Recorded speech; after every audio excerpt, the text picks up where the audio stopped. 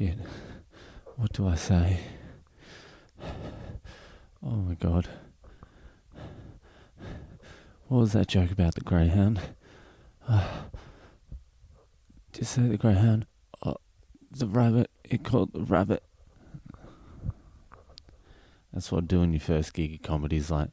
Oh, try and remember the greyhound joke. The joke about the greyhound. That was the first joke I told on stage, was a joke about a greyhound. It was so fucking lame. When I was 19, I did one gig. And what was the joke?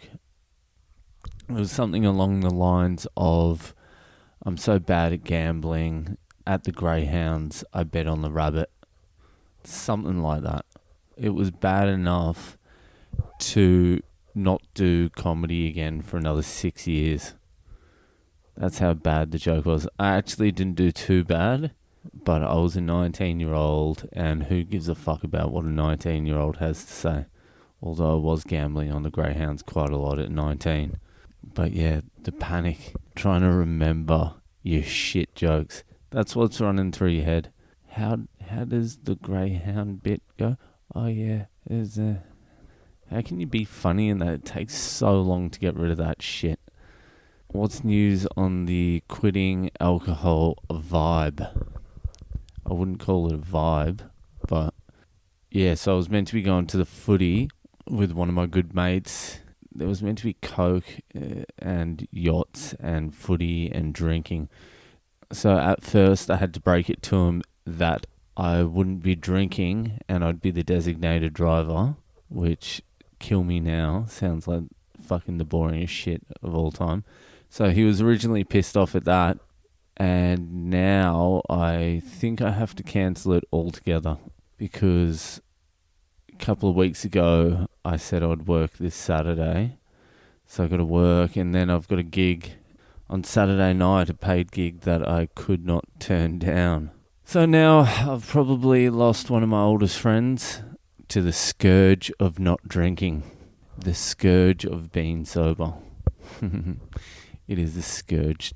I think he asked me to come to the footy with him when the fixtures were first released. And I think that was in January, and now we're in June, and I think he's reminded me every week, and he already bought my ticket.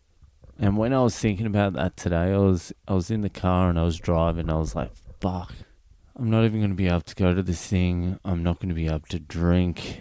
Then for some reason I started thinking about all the people I'm never going to be able to have a drink with again. And it's not necessarily my closest friends, because I have drunk like 1,000,000 times with them and they're all fucking idiots. But the random ones hurt. The ones you only see like every 3 or 4 years. Those are going to hurt. Like my mate Dino, who I fucking love. I'm not going to be able to drink with him. Fucking love drinking with him. A couple of my wife's friends from India. Oh my god, just thinking about it, it is brutal. I think that's the hardest part. Even though you don't see these people that often, like when you do see them, it's such a good time, and those times are over. Oh, that realization today was the hardest. There's probably a bunch of about 20 that I see every few years that I really, really love having a drink with. Catch up, it's always a good time. I'm never going to be able to drink with again. That was probably the hardest realization I've had so far. It was really hard, and I was trying to look for loopholes. I was like, could I just quit for 2 years and then just bump into one of these people and then start up again and then just continue on? But if I did that, if I had that in my mind, it changes the whole psychology of quitting. You're really just hitting a date. You're not exercising it from your mind, exorcising it from your mind completely, or your personality completely. So there's no loopholes unless it's a drug loophole, mushrooms or weed or something like that. But yeah, it was hard, and I don't know how I'm going to deal with that long term. Long term, that's going to be a very fucking difficult road to cross. Anyway, we'll take that step by step, but it's making me fucking depressed right now, even talking about it. Okay, that's me done. Over and out.